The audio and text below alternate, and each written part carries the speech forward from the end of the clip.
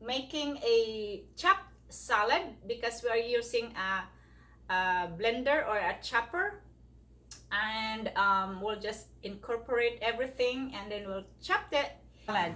I'm using a chicken, grilled chicken or a roasted chicken. I'm using my air fryer to cook my chicken so it's healthier, no oil, and I use chicken breast. You can use any part of the chicken, but I'm using the healthiest part of the chicken, which is the breast without fat.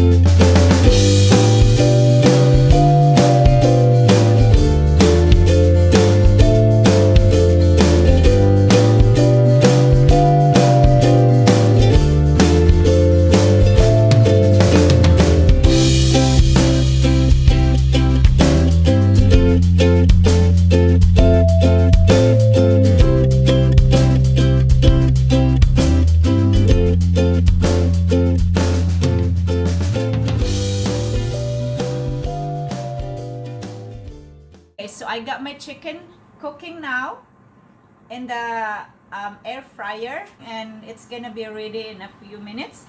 And right now we are going to prepare our ingredients. We are going to prepare other stuff while waiting for our chicken to be cooked. If you want to learn this, just keep watching until the end.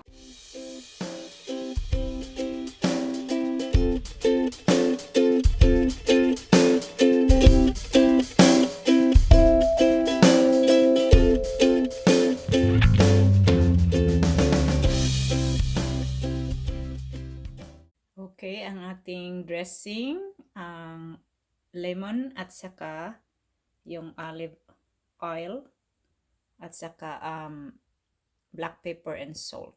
Yun na. Okay guys, i-chop na natin, ilagay na natin sa ating blender. Kung wala kayong blender, pwede naman i-hand chop nyo lang para maliit konti. So, ilagay na natin itong ating mga ingredients. Meron tayong feta cheese, pineapple, cherry tomatoes, and black olives. Yan. Salad natin. Very colorful.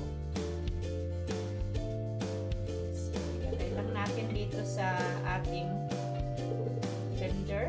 Saka, mataas siya.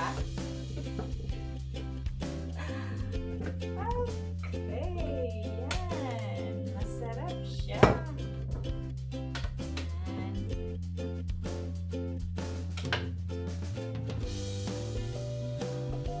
Mamaya na natin ilalagay ang dressing after it's done. At saka yung ating chicken, ilagay natin din. Yan, masarap yung chicken.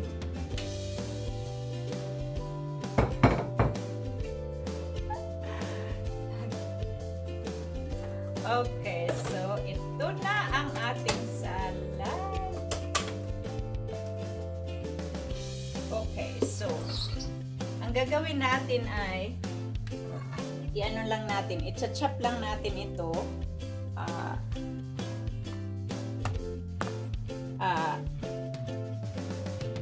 I-turn on natin. Kung meron kayong mga blender, ito ang gagawin natin. I-ano lang natin, i-pulse lang natin para hindi siya masyadong ma-chop yung very fine. So, i-pulse lang natin. Siguro mga 3 pulses.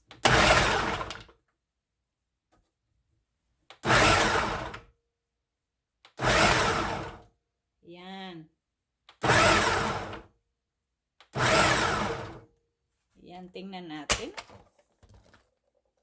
kung okay na siya. Ayan, okay na siya. Pwede na. So, ilagay natin yan sa romaine lettuce at saka lagyan natin ng dressing. So, ito po ang gagawin natin. Ilagay natin dito sa ating romaine lettuce. Yan, ilagay natin dyan. Kunin muna natin itong blade. Para it's easy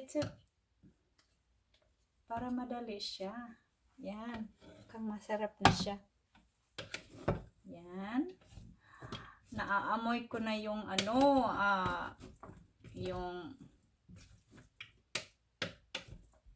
naaamoy ko yung pineapple talaga. Yan. Ilagay natin dito para dito na lang tayo kakain.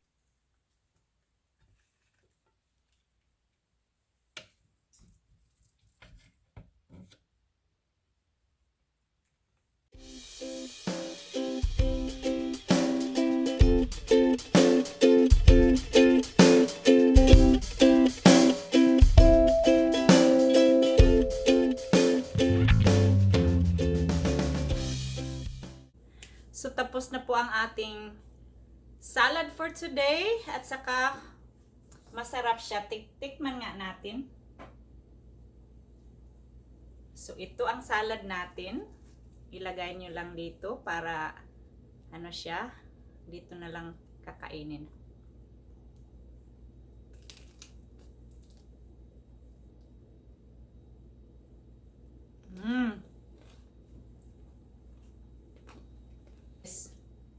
This salad. Try this at home. Thank you guys for watching my video. I hope you enjoy my salad today. See you next time. Don't forget to stay healthy, be happy, enjoy your day, and I'll see you next time. Don't forget to subscribe, hit like, and comment down below what do you think of this. Can share to your friends so they can try it too. Okay, I love you. Bye bye.